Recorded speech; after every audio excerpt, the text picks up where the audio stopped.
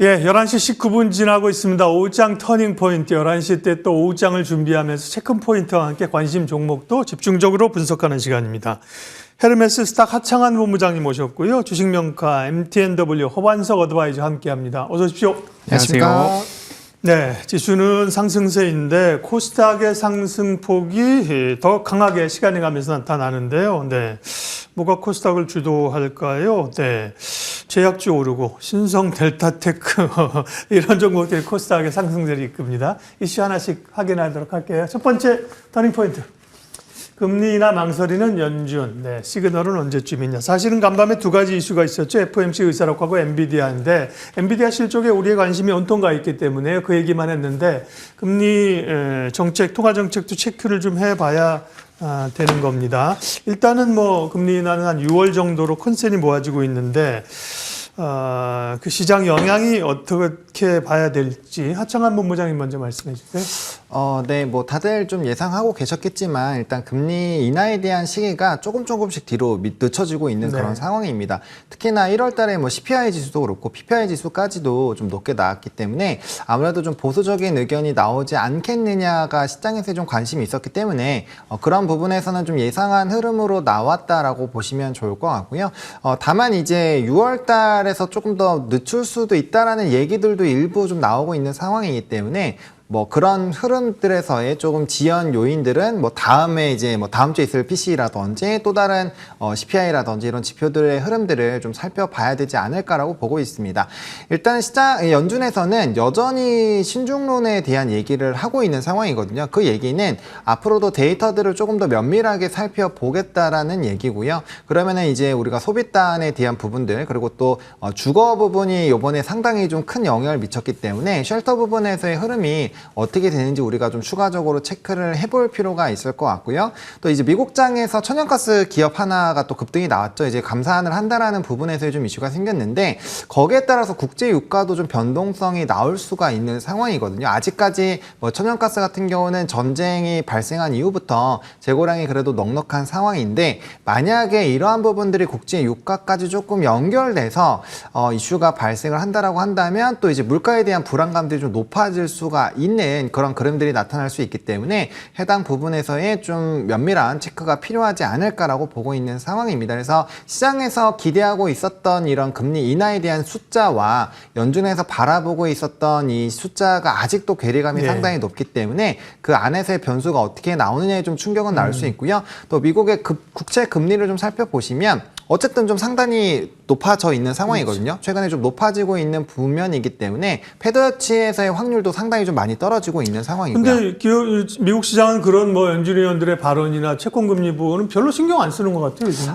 네, 말씀 주신 것처럼 아무래도 엔비디아가 결국에 가지고 있는 이 기대감들 그리고 미국 증시를 결국엔 AI 반도체가 끌고 나가고 있었던 상황이기 때문에 그 부분에서 좀 집중이 되고 있었다라고 보시면 좋을 것 같고 오늘 본장까지 지나고 다음 주 넘어가면서 PC가 또 기다려지고 있다라고 했을 때부터는 또 일부 소강 상태로 들어가면서 또 눈치 보기 장세가 이어질 수 있기 때문에 그 흐름 자체를 조금은 한 두서세 알 정도는 좀 지겨우시겠지만 조금 더 체크를 해볼 수밖에 없는 환경까지 왔다라고 이해를 해보시면 좋을 것 같습니다. 말씀하신 것처럼 금리 정책보다는 이제 기술주의 실적이 시장을 압도하고 있는 건데 엔비디아 실적을 발표를 해서 거의 실적이 이제 마무리된 거잖아요, 그죠? 그렇죠. 그러면 시장의 관심들은 다시 매크로 쪽으로 갈 수도 있다라는 거고요. 네.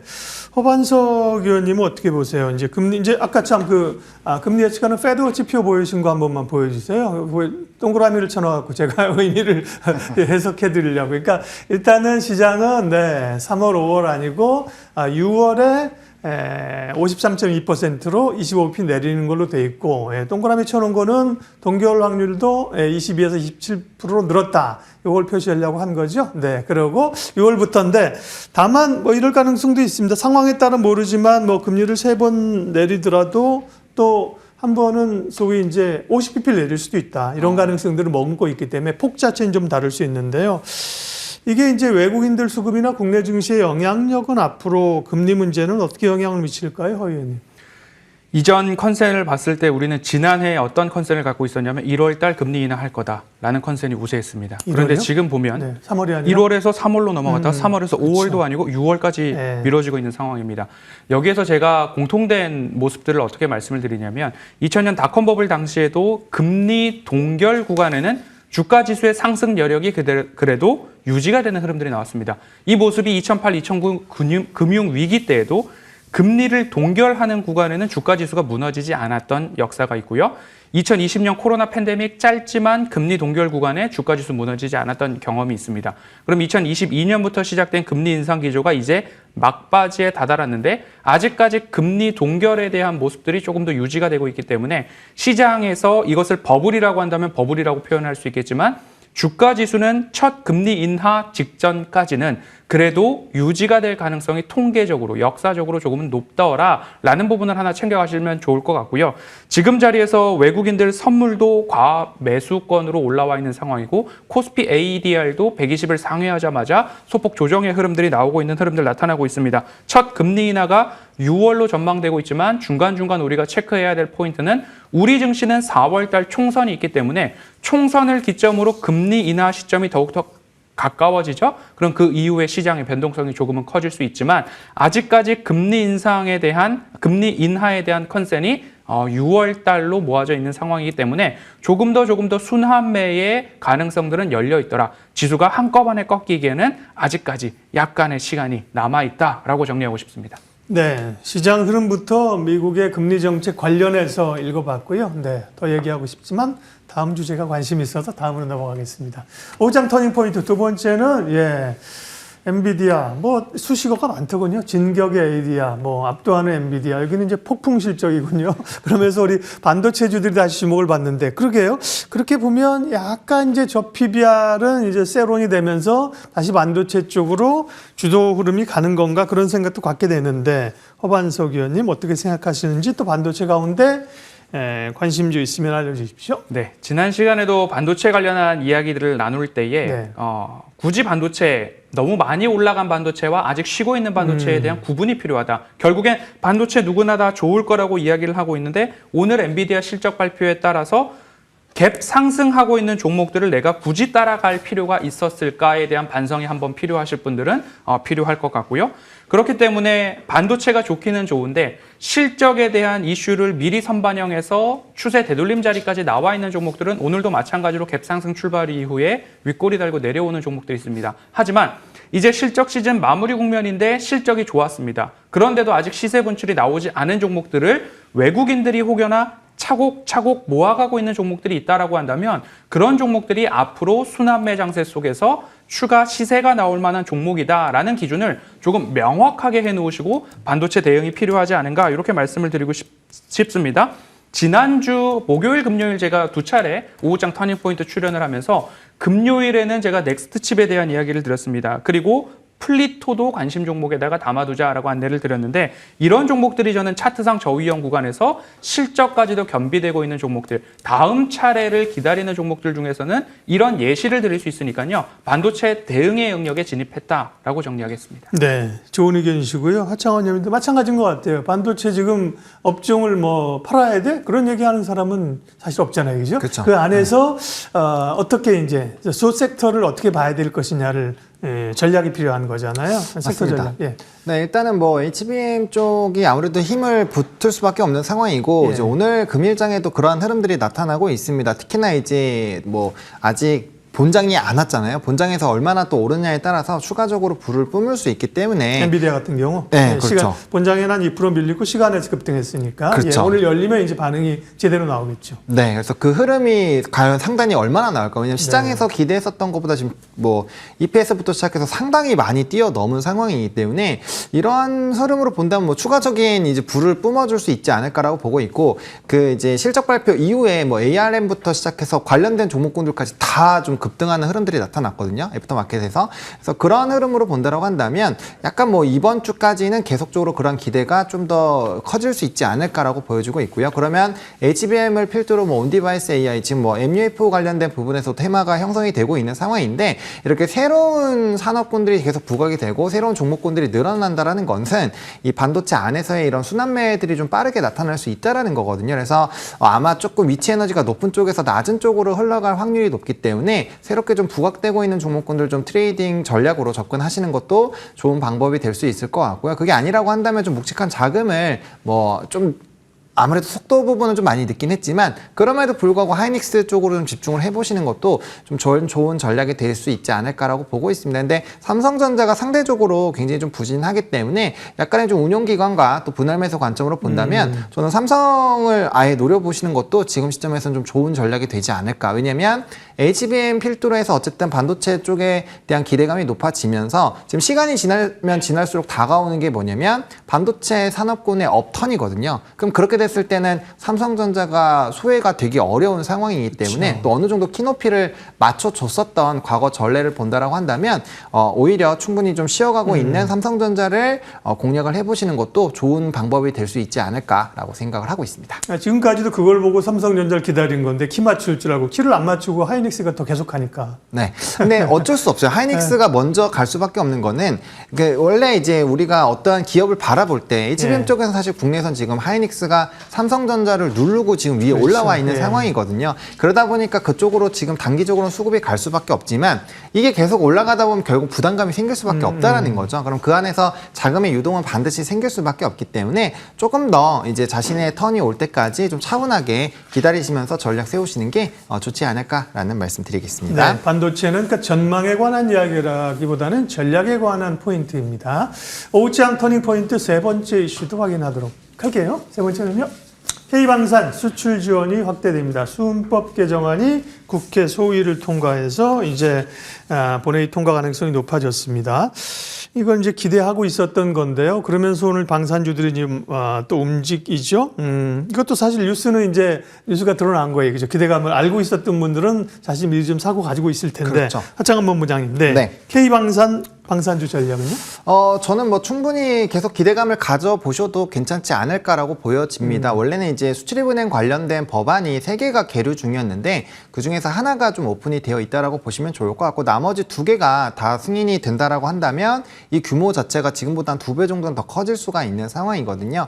다들 아시다시피 수출입은행법 시행령에 따라서 이제 자기 자본의 40%밖에 대출을 못 해주는 상황이기 때문에 이 한도 자체가 높아지게 되면 빌려줄 수 있는 돈 자체가 상당히 많이 늘어날 수 있다라고 보시면 될 것 같습니다. 그래서 과거에 15조일 때 40% 정도니까 7조 2천억 정도였는데 그중에서 벌써 1차 폴란드 수주를 할 때 6조 정도를 사용을 했거든요. 그래서 사실 한도가 상당히 얼마 남지 않은 상황에서 이게 25조까지 늘어났으니까 일단 단기적인 룸 자체는 좀 열릴 수 있는 상황이다라고 보시면 좋을 것 같고요. 그 다음에 해당 부분 같은 경우가 이제 23일에 전체회의에 상정이 되고 29일에 본회의에서 승인이 될 걸로 예상이 되고 있기 때문에 방산 쪽에서의 좀 기대감이 높아질 수 있다라는 점, 그리고 다른 기타 이제 방산의 수출국들을 좀 살펴봤을 때 뭐 1위가 미국이고 이제 2, 3위 쪽에 중국이 있는데, 그런 쪽 같은 경우는 사실 이 한도 금액이 없거나 아니면 중국 같은 경우는 20년에서 길게는 50년까지 1% 이자를 내면서 굉장히 좀 저가로 빌려주는 이런 흐름들이 있거든요. 그래서 이런 상단이 열리면 열릴수록 좀 우리나라 수출국에 대한 순위도 좀 바뀔 수 있을 것 같고요. 한 5위까지는 사실 그렇게 큰 차이가 안 납니다. 그래서 만약에 이런 법안들이 좀 좋아지게 된다면 추가적인 수주 빠르게 나타날 수 있다라고 보고 있고요. 뭐 단기적으로는 폴란드 2차 수주 관련된 종목군들이 움직이겠지만 최근에 이제 사우디 관련된 부분에서도 대규모 수주들이 나타나고 있다라는 점, 그리고 수출에 대한 지역도 확대가 되고 있고 수주 잔고 이미 많이 받아놓은 상황이기 때문에 실적에 대한 반영들이 계속적으로 진행이 돼준다라고 한다면 실적 베이스 그리고 수주 베이스, 정책발 베이스 이 3가지가 3박자가 지금 맞춰지고 있는 쪽이 방산이기 때문에 충분히 관심을 갖고 보셔도 괜찮지 않을까 정리드리겠습니다. 네, 방산주는 또 그동안 사실은 많이 오른 건 없잖아요, 그죠? 맞습니다. 네, 저 PBR이 아니기 때문에 많이 오른 건 없기 때문에 업사이드가 이제 열려 있다고 보셨고요. 허반석 의원님께서는 우리가 잘 모르는 방산 기업 한 종목을 얘기를 해주신다고 하는데 우리가 알고 있는 기업이 아닌데요. 네. 네, 코치 테크놀로지라는 종목인데요. 네. 코치 테크놀로지 신규 상장 이후에 어느 정도 수급의 안정들이 좀 나타났고 제가 말씀드리는 종목의 특징들은 차트상 저위험 구간의 실적에 대한 성장성. 앞서서 말씀해 주셨듯이 수주 잔고가 넉넉하기 때문에 산업의 방향성, 시장의 성장성은 방산과 반도체 모두 다 겸비되어 있는데 우리의 대응 포인트가 중요하다. 근데 코치 테크놀로지 같은 경우에는 추세 하단에서 실적도 우상향 그리고 차트상 저위험 구간 반도체와 방산의 두 가지 모멘텀이 같이 결합되고 있는 종목이기 때문에 코치 테크놀로지를 방산과 반도체 모멘텀으로 같이 살펴보실 만한 관심 종목으로 안내드리도록 하겠습니다. 네. 23년 8월에 상장한 기업이군요. 그래서 좀 생소하군요. 코치 테크놀로지였고요. 예. 다음 또 체크포인트, 터닝포인트 네 번째 확인하도록 할게요. 거침없는 초전도체 급등 행보 어찌할 것이냐. 예, 이걸 우리가 다뤄야 되는 거죠. 네, PD님 작가님이 다루라고 하시니 어렵잖아요. 그죠? 얘기를 이 어려운 질문은 우리 허반석 의원님께 드릴 겁니다. 어쨌든 3월에 뭐 발표 이슈가 있고 워낙 변동성이 사실 크기 때문에 그렇다고 뭐 사실은 이런 건 다 접으세요. 쳐다보지도 마세요라고 하기에는 그죠? 우리가 매일 방송하면서 무책임한 것도 같고 어떻게 봐야 됩니까, 허 의원님? 네, 이렇게까지 많이 오른 종목 예를 들어서 25,000원에서부터 18만 5천원까지 올라간 종목입니다. 그리고 시총 5위까지도 올라갔는데요. 영업이익이 500억 원 내외로 전망이 되고 있는 기업인데 우리나라 시장에서 시총 5위까지 올라왔다라고 한다면 저는 기업의 적정 가치로 회귀한다라는 이야기 늘상 드리고 있습니다. 많이 저평가되고 있는 종목들은 기업의 적정 가치로 회귀할 때 주가 상승이 나오고요. 아직까지 오르지 않은 종목들을 찾아야 된다라는 게 늘상 저의 종목에 대한 투자에 대한 견해입니다. 신성 델타테크, 밈 주식 또는 시세에 의해서 수급에 의해서 다 함께 같이 올라가는 역대급 또 한 차례의 종목이 발생을 했습니다. 그러면 어제 뭐 20% 이상에서 다시 20%까지 떨어지는 흐름들이 나왔는데요. 이렇게 한 차례 큰 수급의 변곡이 나타났다라고 한다면 이 다음 차례부터는 여러분들이 지금이 기회야라고 들어가시는 것은 지금 이전보다는 더욱더 리스크가 커졌다. 그럼 지금부터 제가 말씀드리는 것은 실력이 아주 뛰어나셔서 내가 트레이딩에 굉장히 능통하다.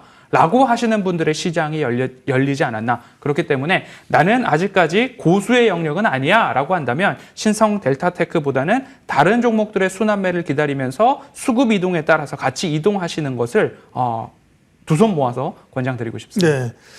하창원 본부장님, 아센디오는 뭔데 관련해서 오늘 또 오르는 거예요? 한 30초 1분만 얘기해 주세요. 네, 뭐 일단 시간에부터 상한가 기록을 했었는데요. 이제 사업권에 원래 엔터 쪽 사업을 영위하고 있는 회사인데 초전도체를 이제 신규 사업으로 영위하겠다라고 발표를 하면서 시간에부터 급등이 나왔고요. 그러다 보니까 사실 뭐 신성 델타테크 같은 경우는 전거래일 굉장히 좀 큰 조정이 나왔잖아요. 근데 시간에서부터 좀 같이 수급이 받쳐졌고요. 좀 이슈가 만들어지다 보니까 다시 한번 좀 수급의 불을 뿜고 있다라고 이해를 해보시면 좋을 것 같습니다. 네.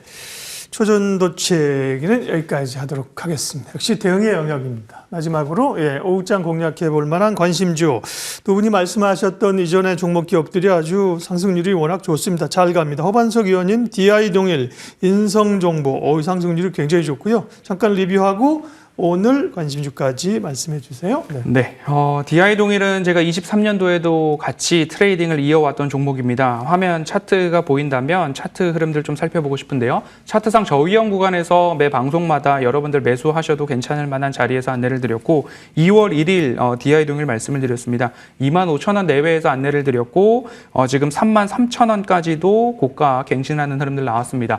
결국엔 주총에서 소액주주 연대에서 주주 제한이 나오게 된다면 25% 이상의 자사주가 있습니다. 그 자사주에 대한 소각 여부가 결정이 된다면 여기서 추가 상승이 나올지 아니면 차트상 되돌림 자리이기 때문에 수익 실현, 차익 실현의 매물의 흐름들이 나올지 판가름이 날 것 같으니까요. 안전한 가격에 매수하신 분들은 주주총회 결과까지도 확인해 볼 만하다라는 이야기 드리고 싶고요. 파인엠텍이나 인성정보 같은 경우에는 대응의 영역으로 이제 진입했기 때문에 수익 실현 잘 하셨으리라 생각하도록 하겠습니다.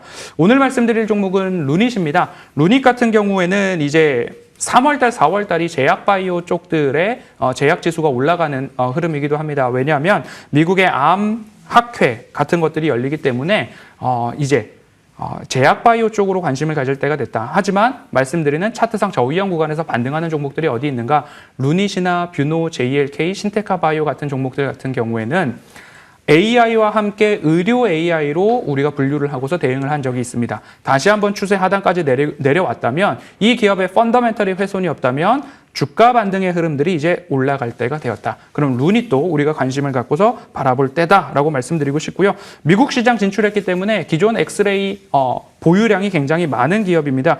볼파라 헬스테크놀로지를 인수했는데 이 방대한 양의 엑스레이를 AI에 학습시켰을 때 정확도가 더 올라갈 수 있고 미국 시장 진출에 대해서 용이하다라는 부분 참고하시면 될 것 같습니다. 매수가는 67,000원과 가장 가까운 자리에서 매수하시면 좋을 것 같고요. 목표가는 8만 원, 손절가 6만 원 안내드리도록 하겠습니다. 네, 루닛을 관심주로 얘기해 주셨고요. 네, 공개방송 소개도 하고 가시면 네. 공개방송 파이넴텍, 인성정보, 넥스트칩, DI동일 어떻게 이런 종목들 선정할 수 있을까? 차트상 저위험 구간 잡아내는 방법 궁금하시다면요. 방송 직후 공개방송 참여하시면 좋겠습니다. 네, 하창한 본부장님은 PHA가 상승률을 잘 보이고 있고요. PHA 맞죠? 네, 맞습니다. 비싼 이름이 많아. PHC도 있고 PHA도 있고 PHA입니다. PHA하고 예, 오늘 관심주까지 리뷰 그다음에 관심주 말씀해 주세요. 네, 일단은 뭐 PHA 같은 경우는 여전히 뭐 PBR 관련된 정책 이후에 한 번 더 불을 뿜을 수 있기 때문에 좀 종목이 PHA가 아니고요. PHA예요. 네, PHA. HA. 예. 네. 그래서 그렇게 보시면 될 것 같고요.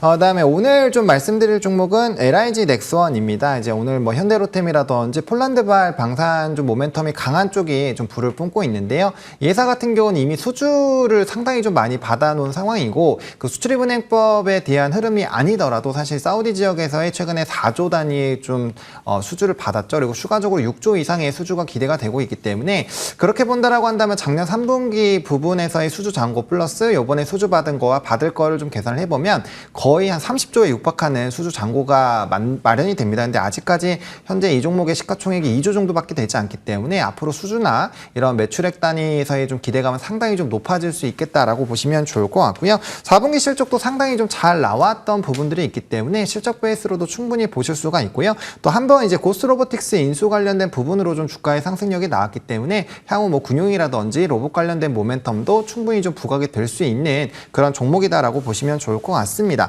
다른 방산 다른 방산 업체들이 상당히 좀 불을 뿜어줄 때 관련된 방산 모멘텀이 반영이 안 되다가 최근에 이제 반영이 되고 있는 상황이고 이전 직전 고점을 또 뚫어주는 흐름들이 오늘 나타났거든요. 그렇기 때문에 약간의 물량 소화를 하는 과정들이 나타나긴 하겠지만 뭐 추가적인 상승 여력들 충분히 좀 나타나지 않을까라고 말씀을 좀 드려보면서 일단 1차적으로 15만 원 보고 있는데 추가적으로 뚫어준다라고 한다면 17만 원까지 2차 목표가 세워보시면 좋을 것 같고요. 손절 라인은 11만 원 좀 말씀을 드리도록 하겠습니다. 네, 방산주 LIG 넥스원 관심주로 얘기해 주셨습니다. 오장 터닝포인트 헤르메스 스탁 하청한 본부장 MTNW 허반석 어드바이저 두 분 함께 했습니다. 고맙습니다. 감사합니다.